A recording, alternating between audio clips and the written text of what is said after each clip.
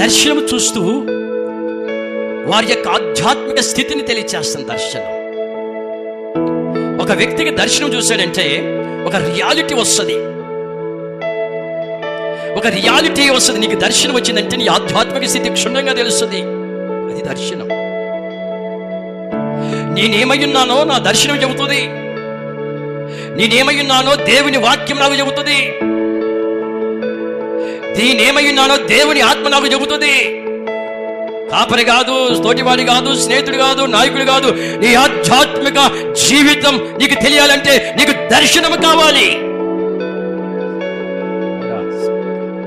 నువ్వు ఎక్కడ ఉన్నావో ఏంటి అసలు పరిస్థితి?